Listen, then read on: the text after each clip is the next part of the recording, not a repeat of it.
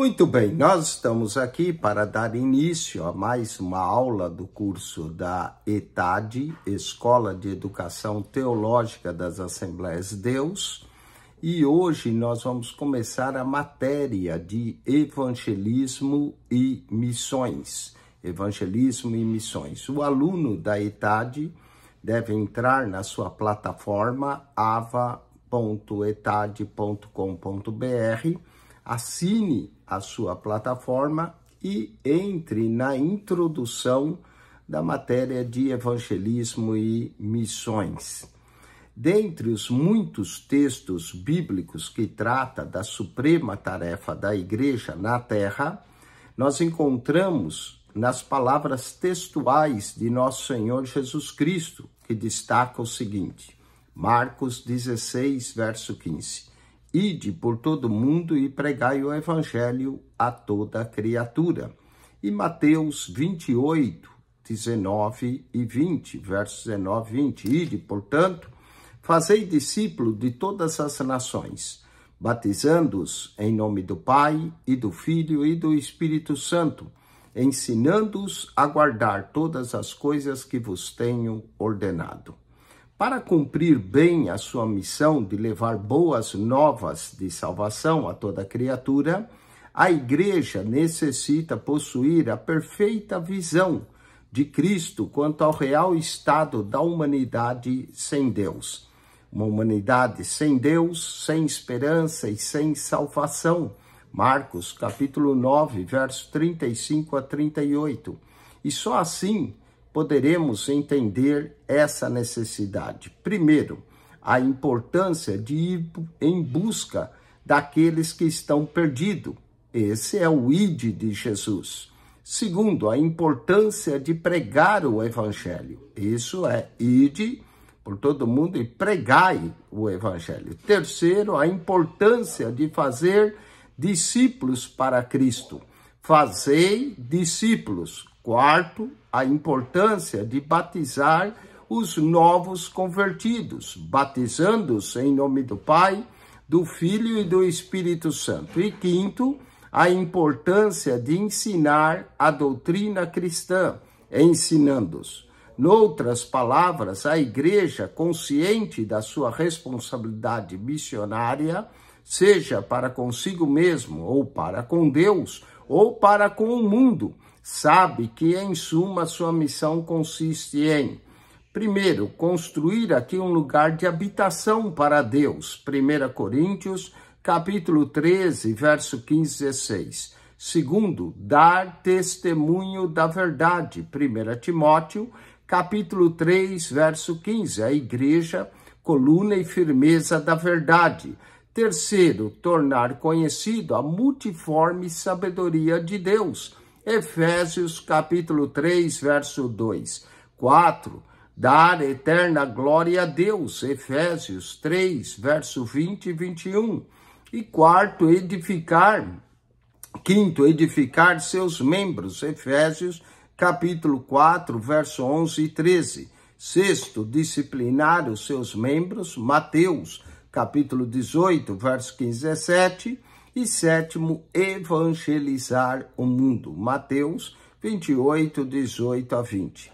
Foi com o objetivo de tornar exequível a missão da igreja que, através de Cristo, Deus dotou-a dos recursos necessários e indispensáveis à sua expansão.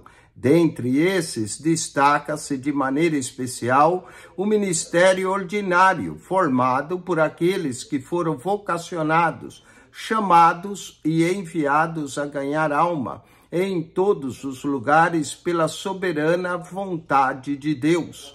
Também tem grande valor na evangelização o ministério leigo exercido por aqueles que não têm um compromisso de trabalho em tempo integral junto à igreja. Sobre esses e outros assuntos afim concernentes à igreja e sua missão no mundo é que trata esse livro e essa matéria. Portanto, nossa oração a Deus, nesse momento, é no sentido de que, no final desse estudo, você esteja mais habilitado para cumprir a missão que Deus lhe confiou, seja como igreja, seja como indivíduo. Essa é a introdução da nossa lição. Agora vamos à lição de número 1, falando da missão da igreja. Lição de número 1, trataremos aqui em Evangelismo e Missão, a lição 1, a missão da igreja. Então vamos à missão da igreja, lição 1. Ao estudarmos a igreja quanto à sua missão, certamente perguntaremos a nós mesmos: qual a missão da igreja nesse mundo? Essa pergunta, por sua vez, envolve outra: o que significa a palavra igreja? Essa lição ocupa-se da resposta a essas perguntas, guiando o seu estudo em torno de duas palavras-chave: igreja e missões. Uma vez esclarecidas essas perguntas, avançaremos abordando a fonte do poder espiritual da igreja, no cumprimento da sua missão e do ponto de vista humano. É impossível de ser cumprida a não ser que nela opere poderosamente o poder dinâmico do Espírito. Somente assim a missão é cumprida. Ao concluirmos essa lição, veremos o porquê da falha de algumas igrejas locais no cumprimento de sua missão. Uma vez consciente dos fatores causadores das mencionadas falhas, cuidemos então, sobre a graça de Deus, de não enveredarmos pelo mesmo caminho e assim triunfarmos plenamente no cumprimento da missão da igreja. Quanto ao esboço da lição, essa lição número 1 contém 4 textos. Primeiro, o que é a igreja? Segundo, qual é a tríplice missão da igreja? Terceiro, de quem a igreja recebe poder para cumprir a sua missão? E quarto, 4 perigos que nós devemos evitar para fazer a missão da igreja. Vamos ao texto 1. O que é a igreja? Para um estudo profundo sobre a missão da igreja, devemos considerar de início a definição e aplicação da palavra igreja.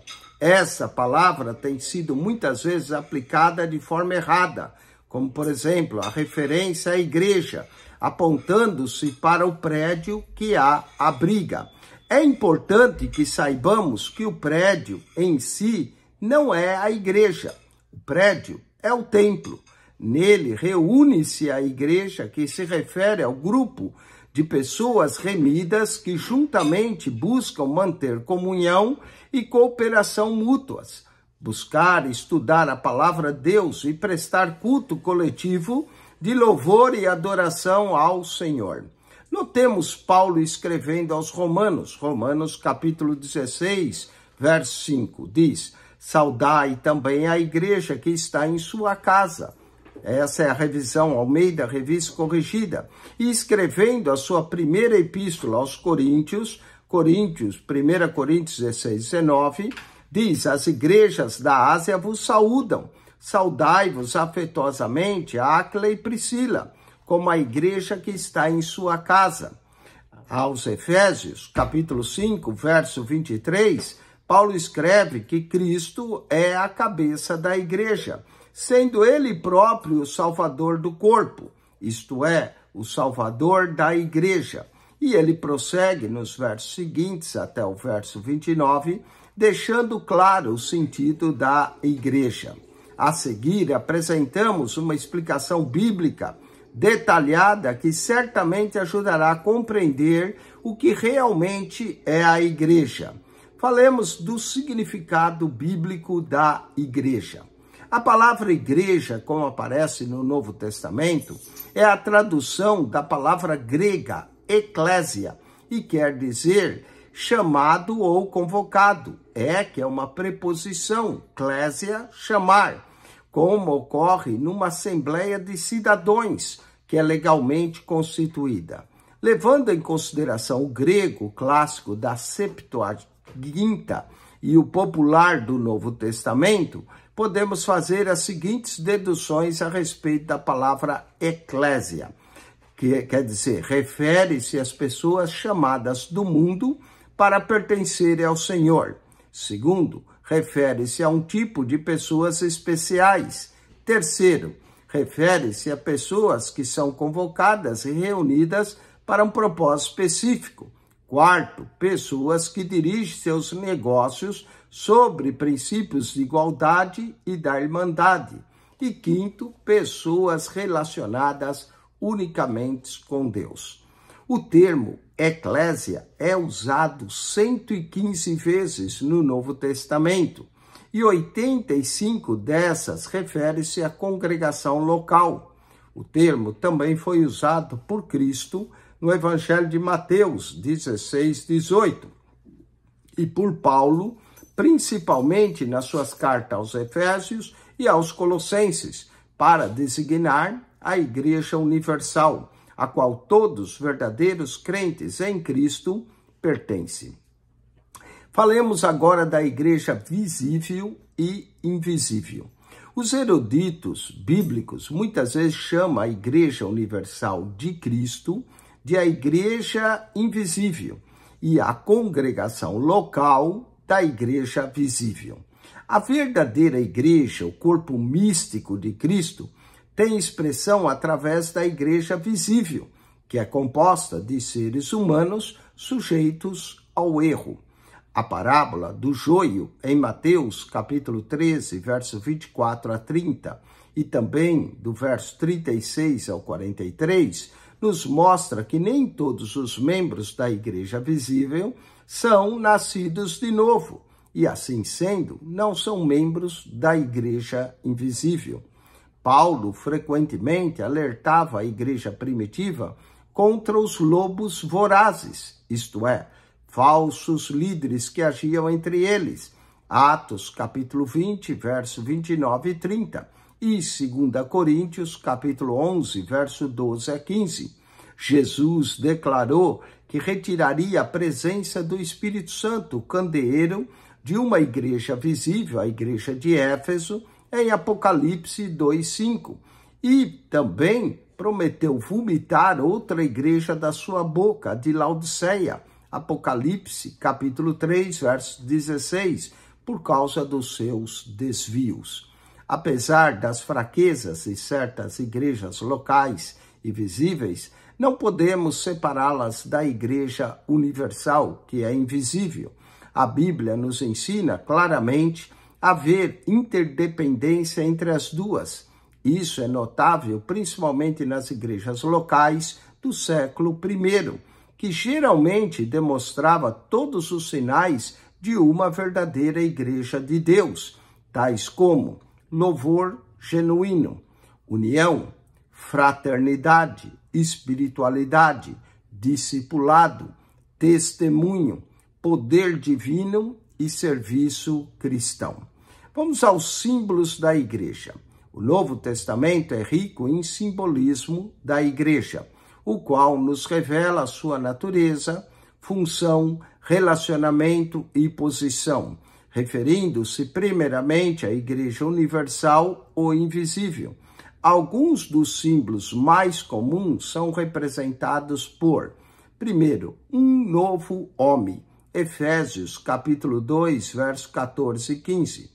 Segundo, o corpo de Cristo, Efésios capítulo 1, verso 22 e 23, Efésios 5, verso 30, 1 Coríntios capítulo 12, verso 12 a 27. Terceiro, o templo de Deus, Efésios capítulo 2, verso 21 e 22, 1 Coríntios 3, 9, verso 16 e 1 Timóteo 3,15. Quarto, a noiva de Cristo, 2 Coríntios, capítulo 11, verso 2, Mateus 25, verso 6. Quinto, um sacerdócio real, 1 Pedro, capítulo 2, verso 5 e 9, Apocalipse, capítulo 1, verso 6, Apocalipse 5, verso 10. Sexto, a casa de Deus, Efésios 2, 19. Sétimo, o rebanho de Deus, João 10, 1 a 18, e 1 Pedro 5, 3 e 4, Atos 20, verso 28. Vamos aos exercícios. Marque C para certo e E para errado. A igreja é o prédio que abriga os remidos. Errado. A igreja não é o prédio, a igreja são as pessoas. O prédio que abriga os remidos é chamado de templo. Vamos a 1.2. A palavra igreja no Novo Testamento é a tradução do grego eclésia, que quer dizer chamado ou convocado como numa assembleia regular do povo. Certo. 1.3. O termo eclésia é usado 115 vezes no Novo Testamento e 85 dessas refere-se à congregação local. Certo. 1.4. O termo eclésia foi usado por Paulo, principalmente em suas cartas aos Efésios e aos Colossenses. Certo. 1.5. Considerando que nem sempre a igreja visível é composta de crentes verdadeiros, esses não pertencem à igreja invisível. Está correto. 1.6. Jesus não apresentou nenhuma condição para a permanência do Espírito Santo na igreja visível de Éfeso, conforme Apocalipse 2, verso 5. Certo. Vamos ao texto de número 2. Qual é a tríplice missão da igreja? A palavra grega eclésia, que é traduzida por igreja ou assembleia no Novo Testamento, e quer dizer, conforme mencionado no texto 1, que é um grupo de pessoas chamada ou convocada, assim, pois, a igreja é composta de pessoas que foram chamadas do mundo para constituírem um povo especial para Deus. No concílio de Jerusalém, em Atos 15, Tiago declarou: Deus primeiramente visitou os gentios a fim de constituir dentre eles um povo para o seu nome. Atos, capítulo 15, verso 14. Deus sempre expressou seu propósito de ter para si um povo, por ele chamado, um povo chamado, separado e santo. Por isso, retirai-vos do meio deles, separai-vos, diz o Senhor. Não toqueis em coisa impura, e eu vos receberei. 2 Coríntios, capítulo 6, verso 17. A necessidade de uma missão. O termo eclésia significa muito mais do que apenas chamado. Ele inclui também o sentido de ser chamado para o quê? Trata-se exatamente do que queremos dizer por missão, aquilo para o qual a igreja é chamada a cumprir. A missão da igreja está contida no propósito divino para o qual ela existe. Deus tem um plano de ação todo abrangente e empreendedor para aqueles a quem ele redime. É através do conhecimento desse plano que o crente pode compreender o desígnio do seu caminhar com Cristo. Muitos crentes, embora sabendo que seus pecados estejam perdoados, confessam ter uma vida vazia e sem propósito, e até sente um vazio em suas vidas. Não se trata apenas de um mero sentimento, mas sim de uma realidade. Muitas vezes isso ocorre simplesmente porque ainda não aceitaram ou não se envolveram no cumprimento da missão global da igreja determinada por Cristo. Quase sempre a falta de envolvimento na missão da igreja por parte do crente é resultado da falta de ensino sobre o assunto. Se o crente não for ensinado a respeito de muitas outras responsabilidades suas para com Deus, como frequentar a igreja, como entregar seus dízimos, ele não tem uma visão global do real envolvimento de crente na missão da igreja. Se esse crente foi ensinado ou concluiu por si mesmo que somente o ministério é que tem o dever de cumprir a missão da igreja, e que o dever dos leigos é apenas sustentar condignamente o pastor da igreja, ele vai se privar de ricas bênçãos espirituais. Vamos à natureza da missão. Qual é, então, a missão da igreja que foi determinada por Deus e ser compartilhada igualmente por todos os seus membros. Para qual propósito Deus chama um povo a renunciar a esse mundo para somente a ele pertencer? Estudando o Novo Testamento, descobrimos que a missão da igreja é tríplice. Primeiro, a igreja é chamada para adorar e servir a Deus. Esta foi a mensagem de Cristo à mulher samaritana, junto ao poço de Jacó, João capítulo 4, verso 23 a 25. É esse também o testemunho da igreja de Antioquia, e servindo eles ao Senhor, Atos capítulo 13, verso 2. Segundo, o corpo de Cristo tem uma missão para com os próprios membros entre si. Quando um membro desse corpo exerce dons para edificação, em manifestação de amor, uns para com os outros, grande prazer proporciona a cabeça do corpo, que é Cristo. 1 Coríntios, capítulo 12, verso 12 a 27. E a carta aos Efésios, capítulo 4, verso 16. E terceiro, a igreja tem uma missão grandiosa para o mundo, para com aqueles que são descrentes, que é pregar-lhes o evangelho e conduzi-los a Cristo, o Salvador.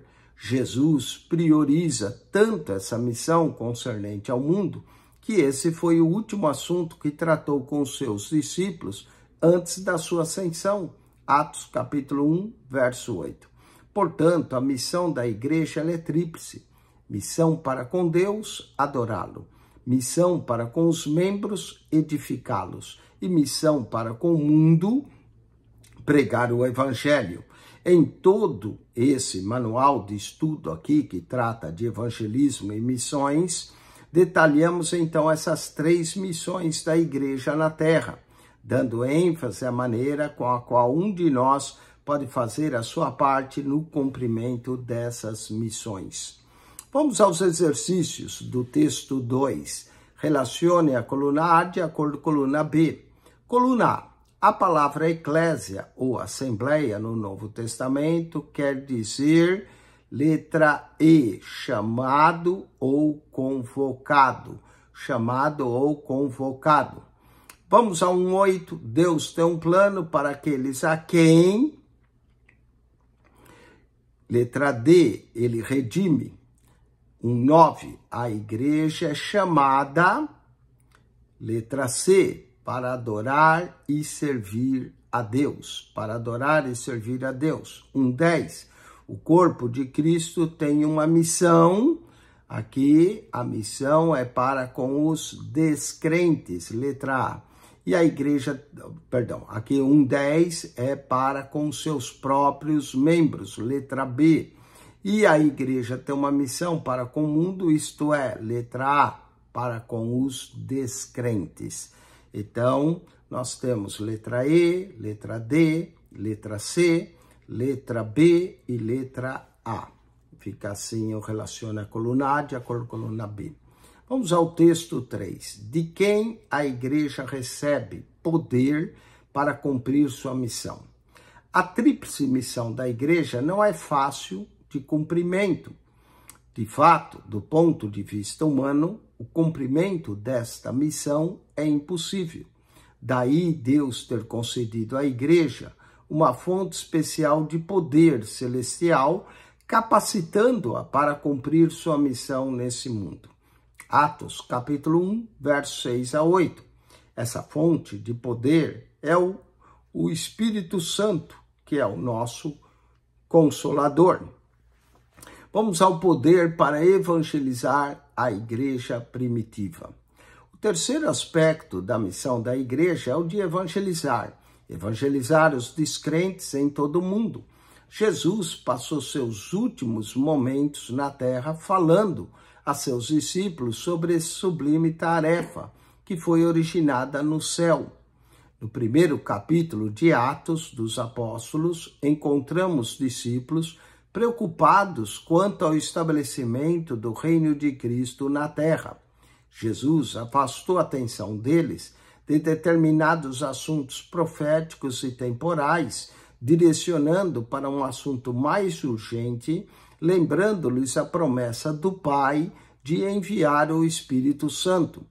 Ele destacou o fato que um dos ministérios do Espírito Santo é o de conceder o poder divino para capacitar os discípulos com destemidas testemunhas do Evangelho.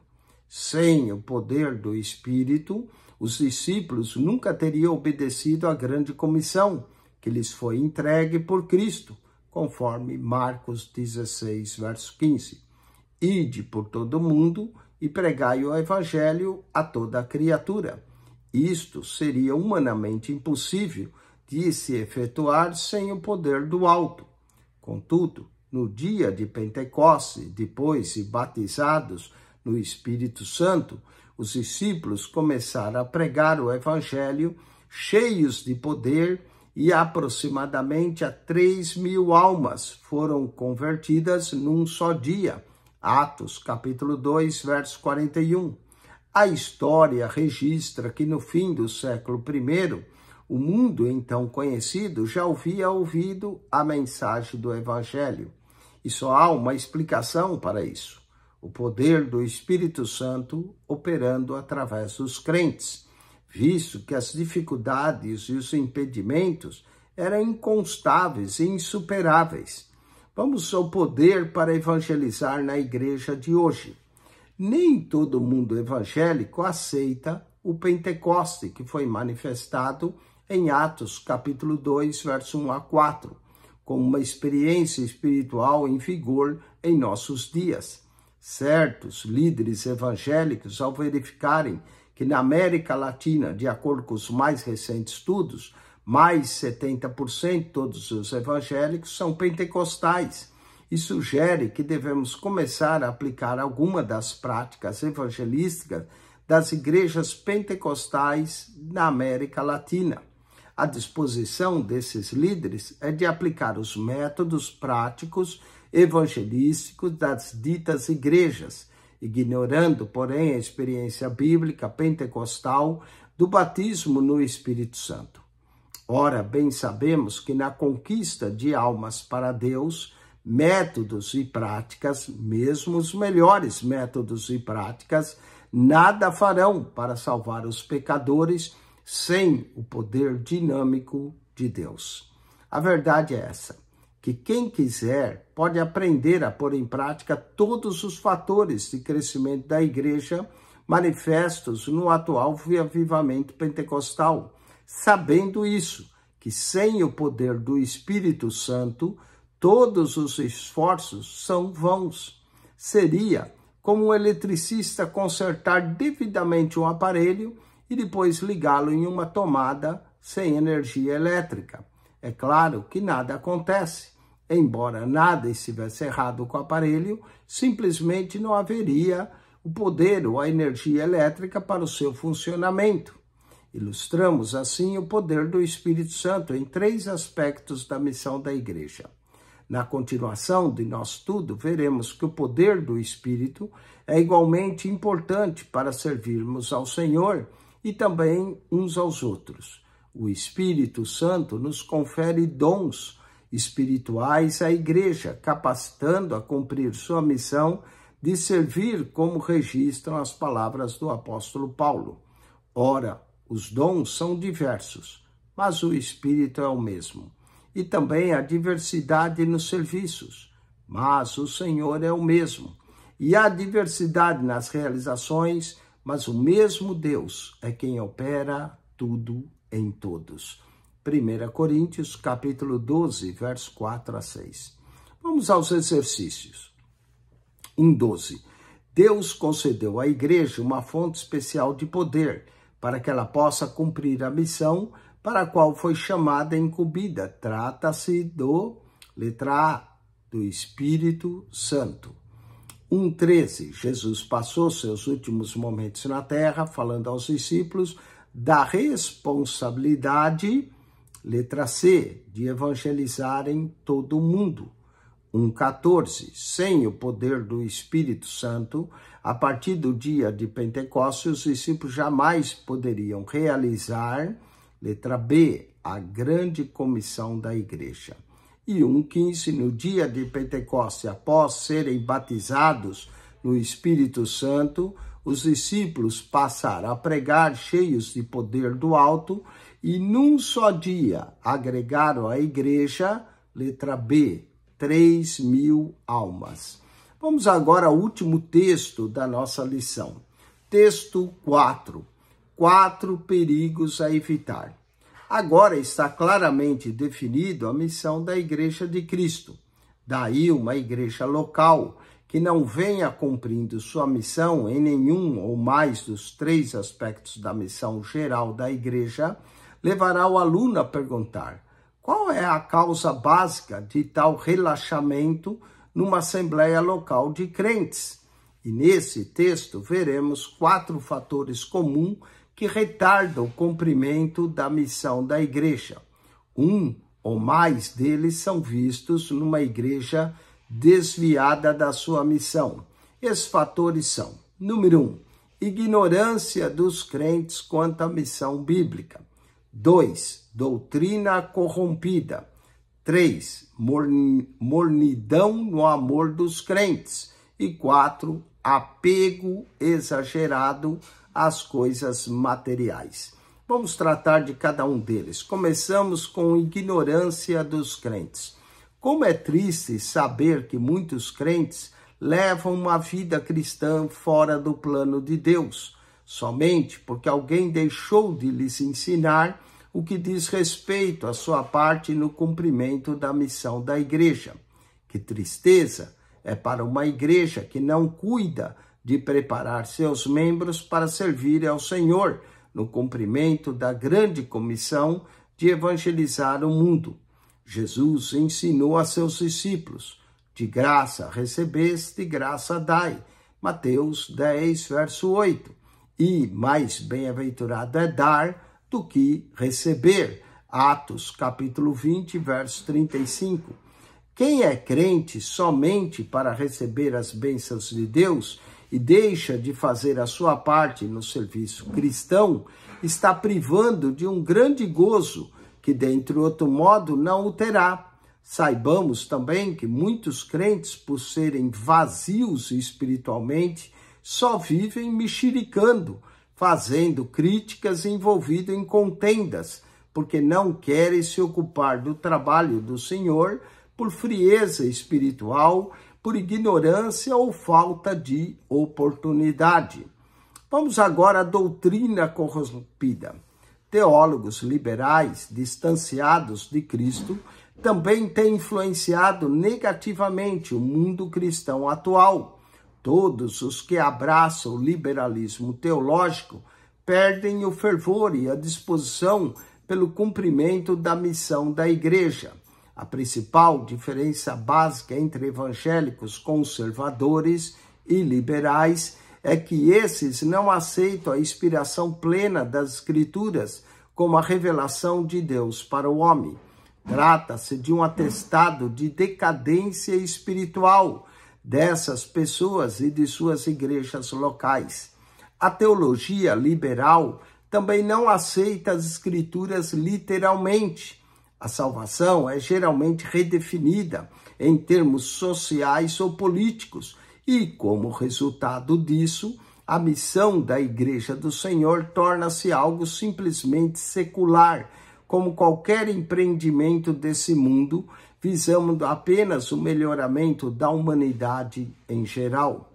Vamos ao terceiro problema, o erro que devemos evitar: a mornidão.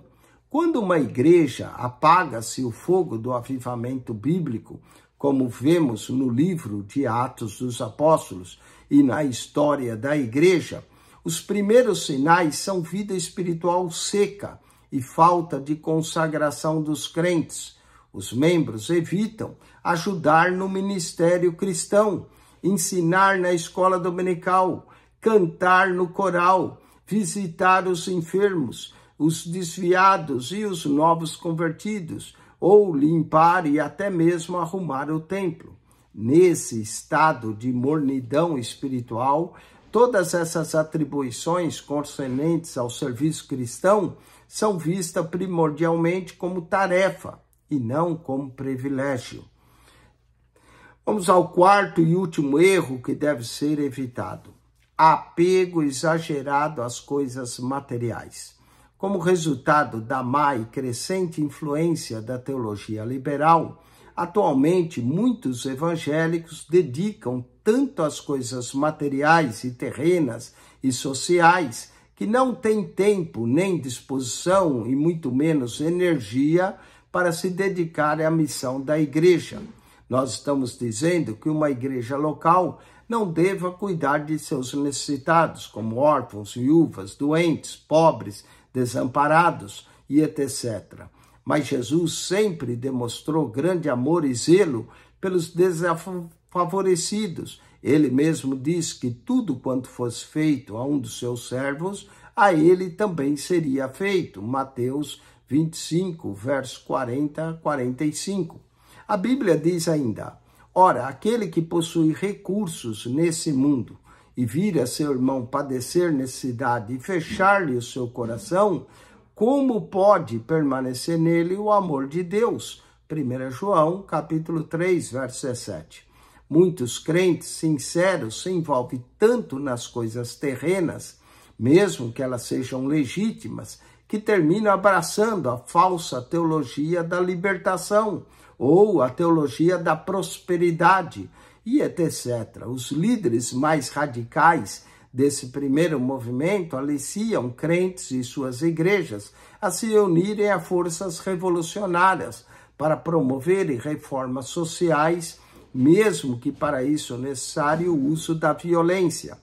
Vamos aos exercícios. Marque-se para certo e para errado. Muitos crentes deixam de abraçar a missão da igreja porque não lhes foi ensinada tal responsabilidade, certo?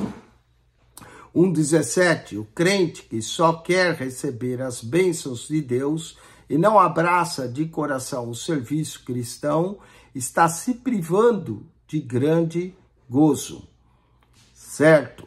Os evangélicos liberais aceitam a inspiração plenária das Escrituras como a revelação de Deus para o homem. Errado. Os liberais negam a inspiração. 1,19. Quando numa igreja apaga-se o fogo do avivamento bíblico, os primeiros sinais dos crentes são a vida espiritual seca e falta de consagração a Deus, certo? E 1,20. A influência da teologia liberal induz muitos evangélicos a se dedicarem mais às coisas materiais e sociais em detrimento da verdadeira missão da igreja, certo? Vamos à revisão da lição 1. Assinale com X a alternativa correta. O Novo Testamento é rico em simbolismo da igreja e alguns desses símbolos são: aqui todas estão corretas. O corpo de Cristo, a noiva de Cristo, um sacerdócio real. Todas estão corretas. 1,22. Quase sempre a falta de envolvimento na missão da igreja por parte do crente é resultado, letra B, da falta de ensino sobre o assunto. 1,23. O fator prepotente para o desenvolvimento da igreja é o poder do Espírito Santo em operação nos crentes. Letra A. 1,24. A ignorância dos crentes quanto à missão bíblica da igreja é um dos fatores que retarda o seu crescimento. E tal falha soma-se, aqui todas estão corretas: a corrupção da doutrina, a mornidão no amor dos crentes, o apego exagerado às coisas materiais. Bom, com isso nós concluímos a lição 1 do curso da ETAD de Evangelismo e Missão. O aluno agora pode tirar 10, 15 minutos de intervalo e volte para assistir a lição de número 2. E se você ainda não assinou o nosso canal no YouTube, assine PR Eugênio Piacentini. Se você não é aluno, mas está assistindo essas aulas para ganhar conhecimento, parabéns, continue, aprenda também a missão da igreja e nós vamos agora ter esse intervalo e voltamos para a lição 2, a missão da igreja para com Deus. Deus te abençoe em Cristo Jesus. Acione o nosso canal PR Eugênio Piacentini, o canal da Bíblia.